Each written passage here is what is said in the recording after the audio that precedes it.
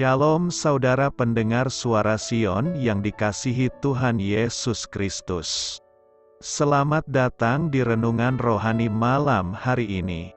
Selamat malam, saya berdoa agar saudara sehat selalu. Semoga Roh Kudus hadir di tengah kita saat ini. Sebelum kita mulai renungan malam ini, marilah kita bersama-sama berdoa. Bapa kami yang di surga, Bapa di dalam nama Tuhan Yesus Kristus, kami sungguh mengucap syukur, ya Tuhan, oleh karena Engkau sangat baik buat kami. Engkau ada bersama kami dan menopang hidup kami di siang hari dan di malam hari. Engkau ada bersama-sama dan menyertai kami. Tuhan, kami memuji dan bersyukur kepadamu pada malam hari ini, kami masih bisa berkumpul di rumah kami yang kecil ini. Tuhan, saat ini kami hendak mendengarkan firman-Mu. Berilah pengetahuan dan bimbinglah hamba-Mu ini agar apa yang Engkau firmankan dapat bekerja sesuai kehendak-Mu. Buat kami jemaat-Mu, bukalah hati dan pikiran kami untuk mendengar dan menerima firman-Mu. Kiranya firman-Mu ini dapat menjadi berkat bagi kami. Berbicaralah Tuhan, kami sudah siap menerima firman-Mu. Di dalam nama Tuhan Yesus Kristus kami berdoa dan mengucap syukur. Amin.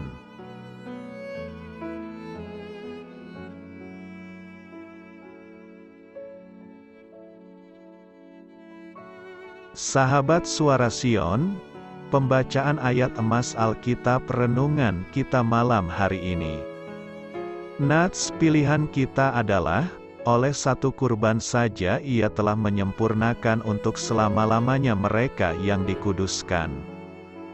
Tertulis dalam kitab Ibrani 10 ayat 14, bacaan kita pada malam ini terambil dari kitab Ibrani 10 ayat 8 sampai dengan ayat 18. Di atas ia berkata, korban dan persembahan, korban bakaran dan korban penghapus dosa tidak Engkau kehendaki dan Engkau tidak berkenan kepadanya, meskipun dipersembahkan menurut hukum Taurat. Dan kemudian katanya, sungguh, Aku datang untuk melakukan kehendak-Mu. Yang pertama Ia hapuskan, supaya menegakkan yang kedua. Dan karena kehendak-Nya inilah kita telah dikuduskan satu kali untuk selama-lamanya oleh persembahan tubuh Yesus Kristus. Selanjutnya setiap imam melakukan tiap-tiap hari pelayanannya dan berulang-ulang mempersembahkan korban yang sama sekali tidak dapat menghapuskan dosa. Tetapi Ia, setelah mempersembahkan hanya satu korban saja karena dosa, Ia duduk untuk selama-lamanya di sebelah kanan Allah. Dan sekarang Ia hanya menantikan saatnya, di mana musuh-musuhnya akan dijadikan tumpuan kakinya. Sebab oleh satu korban saja Ia telah menyempurnakan untuk selama-lamanya mereka yang Ia kuduskan. Dan tentang hal itu Roh Kudus juga memberi kesaksian kepada kita. Sebab setelah Ia berfirman, inilah perjanjian yang akan kuadakan dengan mereka sesudah waktu itu. Ia berfirman pula, Aku akan menaruh hukum-Ku di dalam hati mereka dan menuliskannya dalam akal budi mereka, dan Aku tidak lagi mengingat dosa-dosa dan kesalahan mereka. Jadi apabila untuk semuanya itu ada pengampunan, tidak perlu lagi dipersembahkan korban karena dosa. Ibrani 10 ayat 8 sampai dengan ayat 18. Topik dari ayat emas renungan kita adalah, Allah adalah hakim yang sempurna dan Dia dapat menyatakan orang yang bersalah itu sempurna. Mari kita mulai renungan malam kita. Judul renungan kita hari ini adalah Sempurna Selamanya. Kisah inspiratif. Pada saat pertama kali saya mendengar tentang kue sarali, Saya merasa tertarik pada merek itu karena salah satu nama keluarga di Asia yang paling umum adalah Li, sebagai seorang keturunan Cina dari keluarga Li. Saya, Albert Li, bertanya-tanya apakah Sarah seorang keturunan Cina atau Korea. Kemudian, saya mengetahui bahwa Charlie Lubin, seorang pengusaha roti berwarga negara Amerika, memberi nama kue kejunya sesuai dengan nama putrinya, yaitu Sarah Lee. Sarah Lee menjelaskan bahwa sang ayah ingin agar produk ini menjadi sempurna karena ia menamainya sesuai dengan nama saya. Kita memang tidak mungkin mencapai standar kesempurnaan. Akan tetapi, dari kitab Ibrani kita mengetahui bahwa Yesus, melalui satu kurban tertingginya bagi dosa-dosa kita, telah menyempurnakan untuk selama-lamanya mereka yang dikuduskan. Pengorbanan terus-menerus yang dilakukan oleh para imam sejak zaman Musa tidak pernah dapat mengubah status siapapun yang berdosa di hadapan Allah. Ibrani 10 ayat 1-4. Akan tetapi, pengorbanan Kristus yang hanya dilakukan satu kali di atas kayu salib, Dia yang tak berdosa mati bagi orang berdosa, menyempurnakan kita selamanya di mata Allah. Pembayaran Yesus bagi dosa kita sekali untuk selamanya adalah cukup. Penulis kitab Ibrani menafsirkan Yeremia 31 ayat 34, "Aku tidak lagi mengingat dosa-dosa dan pelanggaran mereka." Ibrani 10 ayat 17. Kita disempurnakan selamanya untuk berdiri di hadapan Allah karena pekerjaan sempurna yang diselesaikan oleh Yesus di atas salib. Inilah jaminan keselamatan kita. Amin. Marilah kita renungkan di dalam hati kita. Apakah keselamatan bisa hilang? Setiap kali kita datang ke gereja, pastikan kita mendengar kabar baik. Bapa kita di sorga mau kita datang kepadanya tanpa rasa takut. Tidak ada lagi penghukuman, karena penghukuman sudah berlalu. Pernahkah melihat anjing? Saat tuannya lewat, anjingnya kabur. Kalau anjingnya kabur, berarti selama ini anjingnya diabus. Kalau kita orang Kristen takut pada Tuhan, tidak berani datang kepada Tuhan, berarti ada sesuatu yang salah. Selama ini kabar apa yang disampaikan kepada kita? Tuhan mau agar kita datang kepadanya tanpa rasa takut. Ketika kita datang di hadapan Tuhan, yang ada di hadapan kita adalah pengharapan akan sesuatu yang lebih baik dan masa depan yang indah. Banyak orang Kristen yang tidak percaya bahwa penghukuman sudah berlalu. Bahkan banyak orang Kristen yang percaya bahwa orang Kristen bisa kehilangan keselamatan, seperti yang kita telah lihat minggu yang lalu di Ibrani 6. Karena banyak orang Kristen membaca ayat bacanya hanya sepenggal-sepenggal, di luar konteks, konteksnya tidak diperhatikan, salah mengerti, sehingga banyak orang Kristen percaya sesuatu yang salah.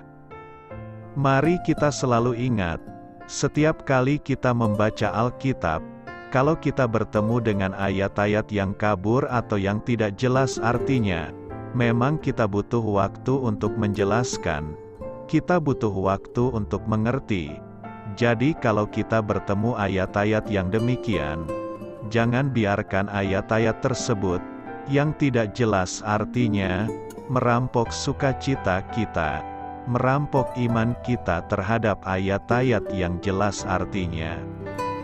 Misalnya ayat, "Begitu besar kasih Allah akan dunia ini, sehingga ia memberikan anaknya yang tunggal, supaya setiap orang yang percaya kepadanya tidak binasa, melainkan beroleh hidup yang kekal."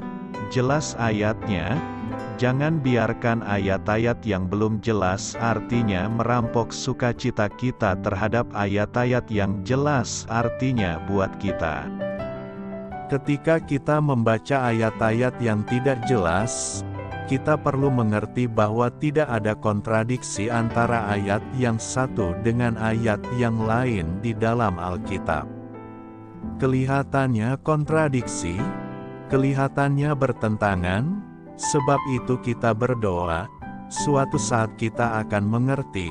Sebelum kita mengerti, jangan biarkan ayat tersebut merampok sukacita kita terhadap ayat yang kita sudah mengerti. Kita lihat firman Tuhan yang lain yang banyak membuat orang Kristen bingung. Kita lihat dari Ibrani 10, kita perlu mengerti kitab Ibrani ditulis untuk orang-orang Ibrani. Apakah kita bisa belajar dari kitab Ibrani? Tentu, kitab Ibrani berbicara tentang perbandingan antara imam besar Perjanjian Lama dan imam besar Perjanjian Baru, yaitu Yesus Kristus. Tetapi sebelum kita masuk Ibrani 10, kita akan lihat satu ayat sebelum Ibrani 10. Ibrani 9 ayat 28 berkata, "Demikian pula Kristus hanya satu kali saja mengorbankan dirinya untuk menanggung dosa banyak orang. Sesudah itu ia akan menyatakan dirinya sekali lagi tanpa menanggung dosa untuk menganugerahkan keselamatan kepada mereka yang menantikan Dia." Kita perhatikan baik-baik, di sini dikatakan, demikian pula Kristus hanya satu kali saja mengorbankan dirinya untuk menanggung dosa banyak orang. Ini berbicara tentang kedatangan Yesus yang pertama.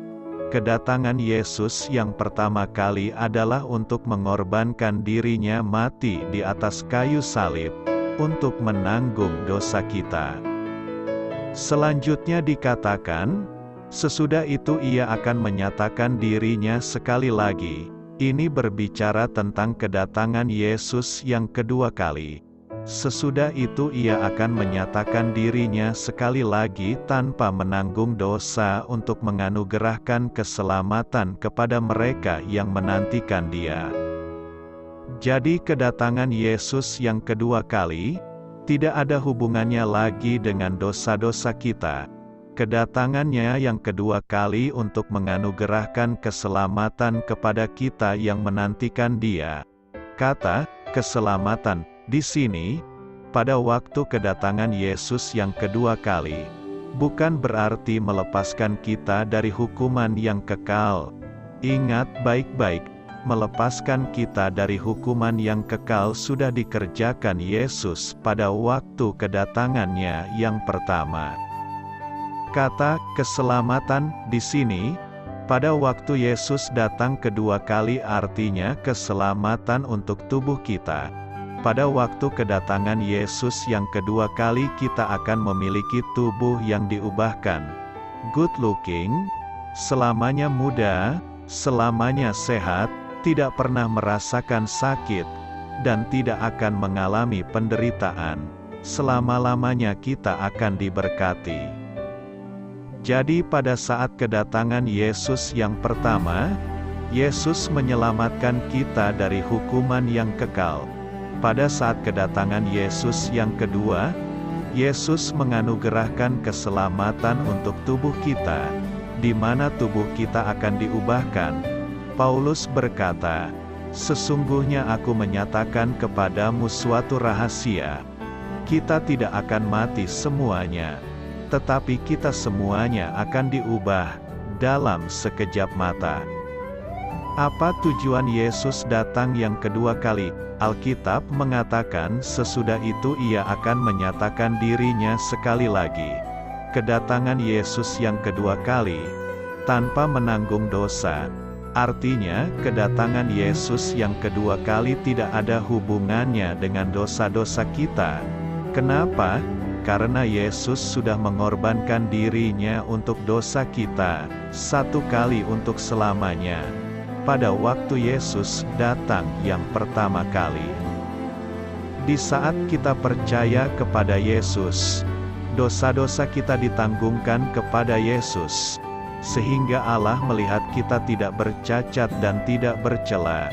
Bukannya berarti dikatakan bahwa kita tidak ada dosa, tetapi kita harus percaya bahwa Allah sudah menanggungkan semua dosa kita kepada Yesus. Artinya kita memiliki dosa, tetapi sudah ditanggungkan kepada Yesus. Jadi, siapa yang ada di dalam Yesus, siapa yang percaya kepada Yesus, semua dosanya sudah ditanggungkan kepada Yesus. Ketika kita berbuat dosa, ketika kita mengalami kegagalan, apa yang harus kita lakukan? Kita harus segera ingat bahwa semua dosa kita sudah ditanggungkan kepada Yesus, dan tetap berjalan di dalam Tuhan. Jangan terjebak di dalam penghukuman dan perasaan bersalah, karena semuanya itu hanya membuat keadaan kita menjadi lebih buruk. Yesus mengatakan kepada perempuan yang kedapatan berzinah, "Aku pun tidak menghukum kamu." Dan hal ini ternyata memberikan kekuatan kepada perempuan ini untuk bangkit, pergi dan tidak berbuat dosa lagi. Orang yang terjebak di dalam penghukuman, mereka akan terus-menerus bahkan semakin banyak berbuat dosa. Jadi pada saat kedatangan Yesus yang kedua kalinya, kedatangan Yesus yang kedua kali tidak ada lagi urusannya dengan dosa karena dosa kita sudah diselesaikan Yesus satu kali untuk selamanya. Sekali lagi kita baca Ibrani 9 ayat 28. Demikian pula Kristus hanya satu kali saja mengorbankan dirinya untuk menanggung dosa banyak orang. Sesudah itu ia akan menyatakan dirinya sekali lagi tanpa menanggung dosa untuk menganugerahkan keselamatan kepada mereka yang menantikan Dia. Itu sebabnya Ibrani 10 ayat 1-3 mengatakan, di dalam hukum Taurat hanya terdapat bayangan saja dari keselamatan yang akan datang, dan bukan hakikat dari keselamatan itu sendiri. Karena itu dengan korban yang sama, yang setiap tahun terus-menerus dipersembahkan, hukum Taurat tidak mungkin menyempurnakan mereka yang datang mengambil bagian di dalamnya.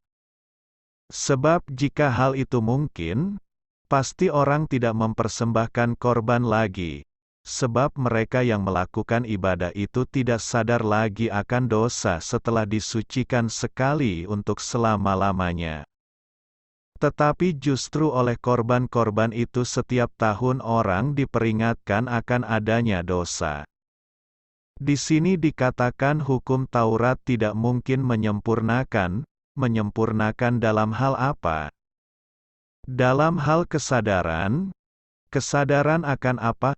Ayat kedua mengatakan bahwa sebab jika hal itu mungkin menyempurnakan, pasti orang tidak mempersembahkan korban lagi, sebab mereka yang melakukan ibadah itu tidak sadar lagi akan dosa. Jadi menyempurnakan dalam hal apa? Dalam hal tidak sadar lagi akan dosa. Di dalam hukum Taurat, mereka mempersembahkan korban untuk dosa-dosa mereka setiap tahun. Dengan kata lain, korban yang mereka persembahkan tidak bisa menghapus dosa, tetapi hanya mengcover dosa-dosa mereka. Untuk berapa lama? Setahun. Jadi setiap tahun mereka harus mempersembahkan korban. Setiap kali mereka mempersembahkan korban, mereka diingatkan akan adanya dosa. Dengan kata lain, mereka terus-menerus memiliki kesadaran akan dosa. Ayat 10 berkata demikian, "Dan karena kehendaknya inilah kita telah dikuduskan satu kali untuk selama-lamanya oleh persembahan tubuh Yesus Kristus." Yesus mempersembahkan tubuhnya sebagai korban, satu kali untuk menyucikan kita selama-lamanya. Kalau halnya demikian, kalau kita sudah disucikan satu kali untuk selamanya, seharusnya kita tidak lagi memiliki kesadaran akan dosa. Kalau hari ini kita masih memiliki kesadaran akan dosa, berarti kita menempatkan darah Yesus selevel dengan darah binatang. Ingat, darah Yesus bukan mengcover, tetapi darah Yesus menghapus semua dosa kita satu kali untuk selama-lamanya. Ayat 14 berkata, sebab oleh satu korban saja ia telah menyempurnakan untuk selama-lamanya mereka yang ia kuduskan. Menyempurnakan kita dalam hal apa? Di ayat 10 tadi dikatakan bahwa kita sudah dikuduskan satu kali untuk selama-lamanya. Kalau Yesus sudah menyucikan kita satu kali untuk selama-lamanya, seharusnya kita tidak lagi memiliki kesadaran akan dosa. Seharusnya kita tidak lagi memiliki kesadaran akan sin. Seharusnya kita harus memiliki kesadaran akan san. Seharusnya kita memiliki kesadaran akan apa yang anaknya sudah kerjakan buat kita. Jadi apa yang Yesus lakukan menyempurnakan kita sehingga kita tidak lagi memiliki kesadaran akan dosa, melainkan memiliki kesadaran akan anaknya. Kalau kita memiliki kesadaran akan anaknya, kalau kita mengagumkan apa yang Yesus lakukan, maka kita akan memiliki kesadaran bahwa kita adalah orang yang benar. Hasilnya kita akan bertindak yang benar. Hasilnya kita akan berpikir dan bertingkah laku yang benar. Apa yang harus kita lakukan kalau kita berbuat sesuatu yang salah? Mungkin kita tidak sempurna, tingkah laku kita belum sempurna, perbuatan kita belum sempurna. Di mata Tuhan kita sempurna, tetapi tingkah laku kita belum sempurna. Apa yang harus kita lakukan? Katakan, aku dikuduskan satu kali untuk selama-lamanya oleh persembahan tubuh Kristus. Kemudian tetap berjalan di dalam Tuhan, tetap mengucap syukur buat pengampunan. Iblis begitu takut, karena pengajaran ini akan membuat orang Kristen akan menjadikan kita orang Kristen yang dewasa. Ayat 19 berkata, jadi, saudara-saudara, oleh darah Yesus kita sekarang penuh keberanian dapat masuk ke dalam tempat kudus. Jadi sekarang kita tidak perlu minta didoakan siapapun. Oleh karena apa yang Yesus lakukan, kita punya akses datang kepada Tuhan. Kita semua memiliki akses yang sama kepada Bapa. Selanjutnya ayat 23-25 berkata, marilah kita teguh berpegang pada pengakuan tentang pengharapan kita, sebab Ia yang menjanjikannya setia. Dan marilah kita saling memperhatikan supaya kita saling mendorong dalam kasih dan dalam pekerjaan baik. Janganlah kita menjauhkan diri dari pertemuan-pertemuan ibadah kita, seperti dibiasakan oleh beberapa orang. Tetapi marilah kita saling menasehati, dan semakin giat melakukannya menjelang hari Tuhan yang mendekat. Ingat baik-baik konteksnya, Paulus menulis surat ini kepada siapa? Kepada orang Ibrani. Kenapa Paulus menulis demikian?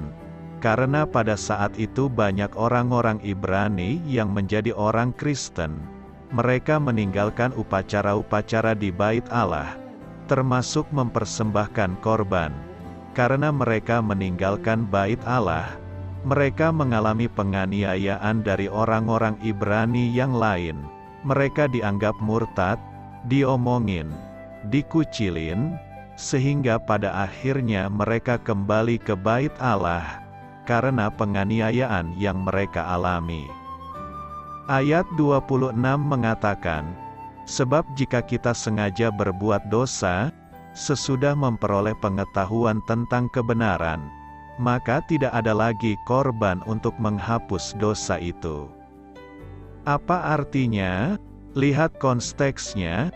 Dengan kata lain ayat ini berkata, jika kamu sudah memperoleh pengetahuan tentang kebenaran bahwa tubuh Yesus adalah korban untuk menghapus dosamu satu kali untuk selamanya, Tetapi kamu kembali lagi ke bait Allah dan mempersembahkan korban binatang. Maka tidak ada lagi korban yang bisa menghapus dosamu. Jadi ayat ini bukan untuk orang Kristen yang berbuat dosa. Kabar baik, tetapi kita jangan buat dosa. Jadi ayat ini untuk orang Yahudi yang sudah mengetahui bahwa Yesus adalah Mesias, tetapi mereka kembali lagi kepada persembahan korban binatang di bait Allah. Ingat baik-baik, korban binatang tidak bisa menghapus, tetapi hanya mengcover. Itu sebabnya dikatakan, maka tidak ada lagi korban untuk menghapus dosa. Jadi Ibrani 10 ditujukan kepada orang-orang Ibrani, bukan kepada orang Kristen. Sekarang kita lihat ayat yang terakhir dari Ibrani pasal 10. Ibrani 10 ayat 39 berkata demikian. Tetapi kita bukanlah orang-orang yang mengundurkan diri dan binasa, tetapi orang-orang yang percaya dan beroleh hidup. Di sini dikatakan bahwa kita adalah orang-orang yang percaya dan beroleh hidup.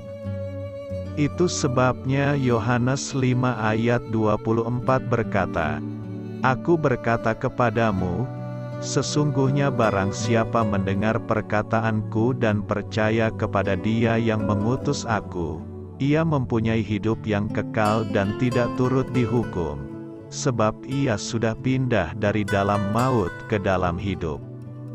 Apakah ayat ini jelas buat kita? Apakah ada bagian di dalam ayat ini yang tidak jelas buat kita? Ini sangat jelas. Banyak orang Kristen yang masih takut dihukum. Orang percaya jangan takut dihukum. Kita yang percaya kepada Yesus akan mempunyai hidup yang kekal dan tidak akan turut dihukum.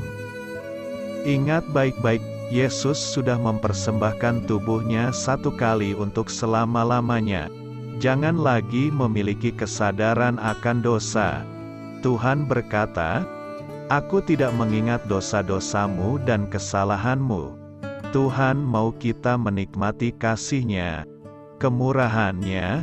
Tuhan mau kita menikmati segala sesuatu yang baik dari sorga. Apakah kita sudah menerimanya? Tuhan punya dasar yang benar untuk tidak mengingat dosa dan kesalahan kita. Tuhan tidak lagi mengingat dosa dan kesalahan kita. Karena dosa dan kesalahan kita sudah diingat, bukan hanya sudah diingat tetapi juga sudah dihukum satu kali untuk selamanya di tubuhnya Yesus. Berdoalah di dalam hati saudara, Bapa di dalam sorga, aku percaya bahwa Yesus adalah anak Allah. Aku percaya bahwa Engkau telah mengutus Yesus datang ke dalam dunia ini, mati untuk dosa-dosaku di atas kayu salib. Darah-Nya yang tercurah menyucikan aku dari segala dosa-dosaku. Engkau membangkitkan Yesus dari kematian, sebagai kesaksian bahwa semua dosaku sudah dihapus. Dan hari ini aku mengaku dengan lidahku, percaya di dalam hatiku, Yesus Kristus adalah Tuhan dan Juru Selamatku.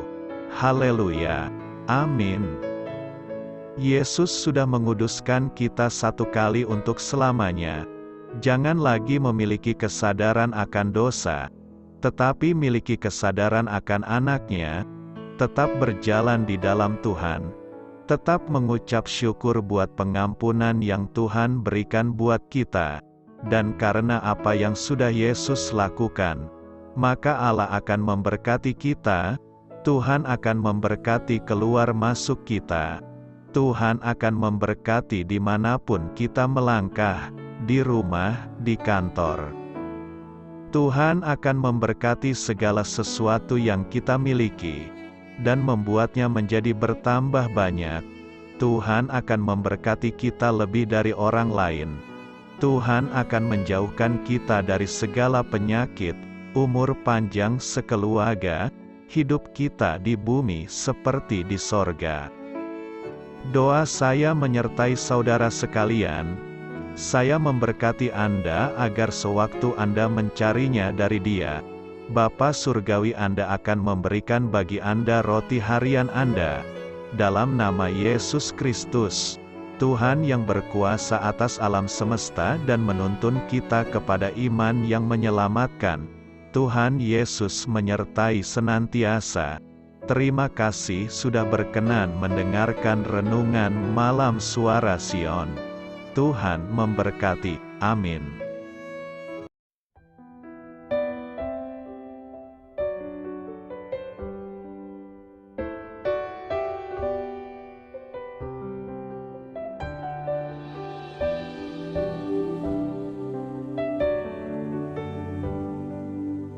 Marilah kita renungkan, sahabat Suara Sion, demikianlah renungan firman Tuhan malam hari ini. Semoga menjadi berkat di dalam hidup kita dan menjadikan kita pribadi yang lebih baik. Sebelum kita beristirahat pada malam hari ini, marilah kita berdoa. Bapa kami yang di surga, Bapa di dalam nama Tuhan Yesus Kristus, kami sungguh mengucap syukur, ya Tuhan, oleh karena Engkau sangat baik buat kami. Engkau ada bersama kami dan menopang hidup kami di siang hari dan di malam hari.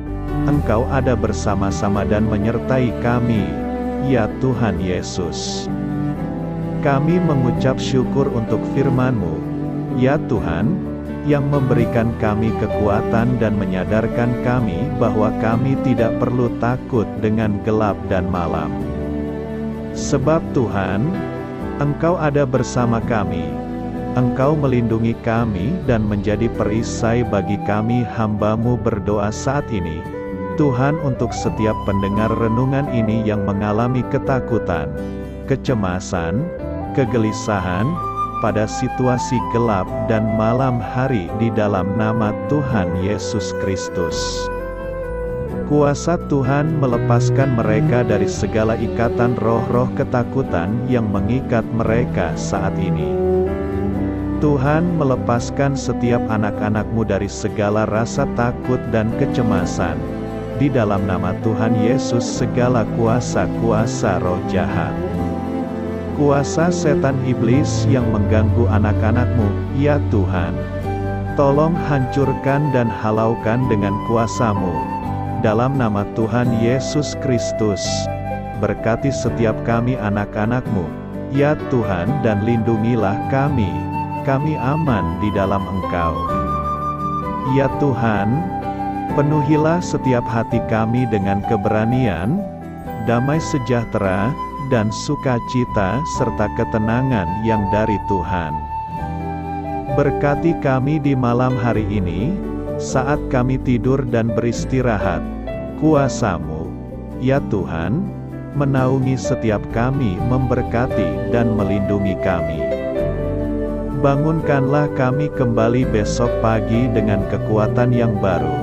Tubuh yang sehat diberkati Tuhan dan berkat-berkat yang baru Tuhan sediakan bagi kami. Terima kasih, ya Tuhan, kami sungguh mengucap syukur untuk firman-Mu yang menguatkan kami. Dalam nama Tuhan Yesus Kristus Juru Selamat kami, Bapa kami yang baik, kami mengucap syukur dan berdoa haleluya. Amin. Biarlah firman Tuhan menjadi pengingat untuk kita semua, bahwa tuntunan dari Roh Kudus akan selalu memberi jalan keluar bagi setiap permasalahan hidup kita, dan memberi kedamaian di hati kita. Amin. Sampai jumpa di renungan malam Suara Sion berikutnya. Shalom.